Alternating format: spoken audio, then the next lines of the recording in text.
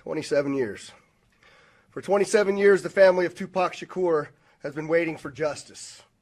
We are here today to announce the arrest of 60-year-old Dwayne Keith Davis, aka Keefy D, for the murder of Tupac Shakur. Davis was arrested this morning by my LVMPD criminal apprehension team, and this investigation started on the night of September 7th, 1996. It is far from over. It has taken countless hours, really decades, of work by the men and women of our homicide section to get to where we are today. Several of those detectives that are standing here with us include Detective Cliff Mogg, the lead detective on this case. He is now retired. While I know there's been many people who did not believe that the murder of Tupac Shakur was important to this police department, I'm here to tell you that was simply not the case. It was not the case back then, and it is not the case today. Our goal at LVMPD has always been to hold those accountable and responsible for Tupac's violent murder accountable. Just like we do for every homicide victim in our city. Every single victim, every life that is lost is important and remains a priority to this police department. As we methodically built this case to move forward with an arrest, it was also important that at the same time, we're building towards a successful prosecution. We work closely with our esteemed district attorney, Steve Wolfson, in his office to ensure that is going to happen. Mr. Davis's own words reinvigorated our case in 2018. I'm going to give you some of those details, and I'm going to introduce to you our homicide lieutenant, Jason Johansson, and he will provide you many of the details on how we got here today. Lieutenant. Thank you, Sheriff, and thank you everybody for being here today. My name is Jason Johansson, and I'm the homicide lieutenant with the Las Vegas Metropolitan Police Department. And my goal here today is to walk you through our investigation and what led us to the indictment of Dwayne Davis, also known as Keefy D, for the murder of Tupac Shakur. This case has been reviewed by our homicide team and homicide detectives for over 2.5 decades. And ultimately, our persistence in this investigation has paid off. Let me walk you through a timeline of events that as we know them right now. Prior to September 7th of 1996, as we all know, Tupac Shakur was an artist who was signed with Death Row Records. And that Death Row Records and its CEO, Marion Suge Knight, were closely affiliated with the Mob Piru criminal street gangs, and that they had an ongoing feud with the Southside Compton Crips. Dwayne Davis was the leader and shot caller of the Southside Compton Crips. And both of these gangs operated out of the Southern California area of Compton. On the night of September 7th of 1996, Tupac Shakur, along with Suge Knight, and members of their entourage, which include members of Mob Piru, came to Vegas to attend the Mike Tyson fight at the MGM Grand Garden Arena. Members of the Southside Compton Crips, which included Dwayne Davis, along with his nephew Orlando Anderson, were also in attendance at the same event. As both were leaving the fight, members of Death Row Records spotted Orlando Anderson near an elevator bank inside the MGM. At that time, they began to kick and punch him near that elevator bank.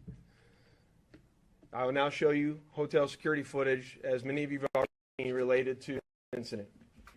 And on this incident, you will see Tupac Shakur, who's wearing a shiny satiny shirt, with Marion Suge Knight, who's a large man in a brown suit, punching and kicking Orlando Anderson. Following this incident, you'll see hotel security intervene, and then they will leave the area of the fight.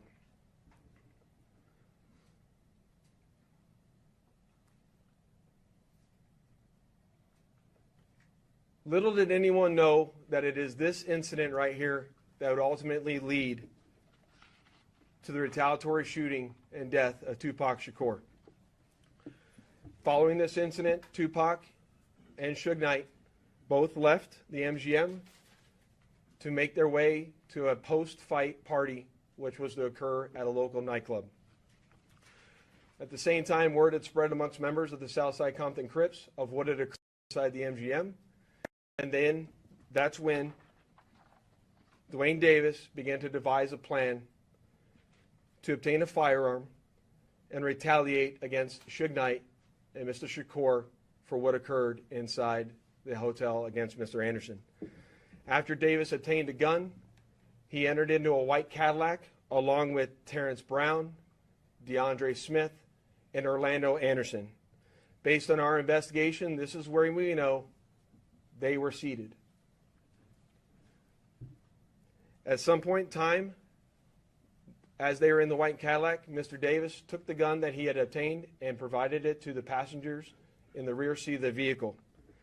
As they were driving west on Flamingo Road near Koval, they had located the black BMW, which was driven by Suge Knight, and in the passenger seat was Tupac Shakur. And as they turned around, they pulled up near the passenger side of that vehicle and immediately began shooting at Mr. Knight and Mr. Shakur.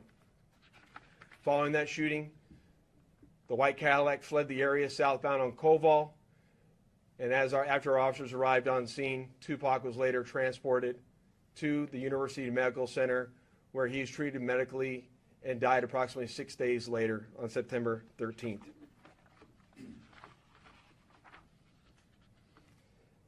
My homicide section handled this investigation from its onset and for a short amount of time. And within a short amount of time, what we knew was that we were working a gang investigation where our victims, our witnesses, and our suspects were all from Southern California and not local to Las Vegas. Within the first few months of the investigation, our detectives knew most of the information I just briefed you on. However, we never had the necessary evidence to bring this case forward and present it for criminal charges. As time went on, this case had been reviewed multiple times by different investigators assigned to my section, but it wasn't until 2018 that this case was reinvigorated as additional information came to light related to this homicide. Specifically, Dwayne Davis's own admissions to his involvement in this homicide investigation that he provided to numerous different media outlets. In our section, we knew at this time that this was likely our last time to take a run at this case to successfully solve this case and bring forth a criminal charge. It was at that time that this case was assigned to Cliff Mogg, a detective within my homicide section. And over the last 5 years, my section worked closely, hand in hand with the Clark County District Attorney's Office and followed a systematic investigative plan over the last 5 years. We've conducted countless interviews and corroborated numerous facts that were not only consistent with the crime scene on the night of the incident, but also corroborated and were consistent with the sequence of events that night. This ultimately led to us procuring a search warrant which was executed at Mr. Davis's residence in Henderson, Nevada. And following the execution of that search warrant, in close coordination with the District Attorney's Office, this case was presented to the grand jury, which ultimately led to Davis being indicted on charges of murder. Before I head off to the District Attorney's Office, I would be remiss if I didn't thank Detective Mogg and all the other detectives that were not only assigned this case and this case, but all the other detectives from other agencies that assisted us in this investigation. They know who they are, and thank you very much for all the assistance you provided. It does not go unnoticed. And lastly, one of the most important things, in my opinion, is that we need to make this be a reminder that the charge of murder does not have a statute of limitations. This agency has been and is invested in solving our cold case homicides so that we can bring closure to those families and justice for those victims of homicide. And with that, I will turn it over to the Clark County District Attorney, Steve Wilson.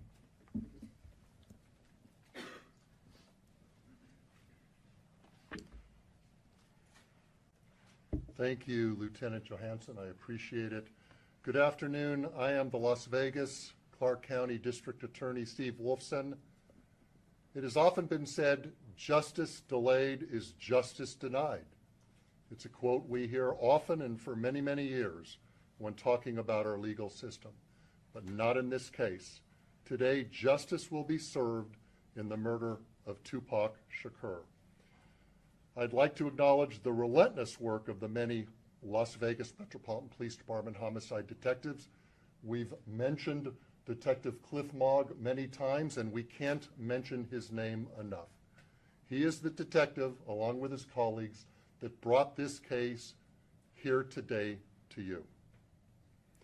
A Clark County grand jury has indicted Dwayne Keith Davis with 1 count of open murder with use of a deadly weapon with a gang enhancement. Davis will appear in court in the next few days or so for a hearing to determine his custody status and to set a jury trial date. This grand jury has been receiving evidence for months and has determined there is sufficient evidence to justify the filing of this criminal indictment. I've assigned 2 of my top prosecutors, Mark DiGiacomo and Banu Palal, to prosecute this case. I know a lot of people have been watching and waiting for this day. Tupac Shakur is a music legend, and for a long time, this community and worldwide have been wanting justice for Tupac. Today, we are taking that first step. Tupac was actually quoted as saying, "Death is not the greatest loss in life. The greatest loss is what dies inside while still alive. Never surrender." Well, we didn't surrender thanks to the great work of the Las Vegas Metropolitan Police Department under the leadership of Sheriff Kevin McMahill, Lieutenant Johansson, retired Detective Cliff Mogg.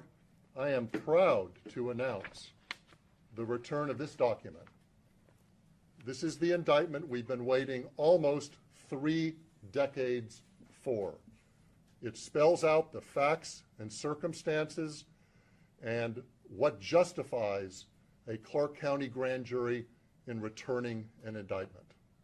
Justice will be served. Thank you.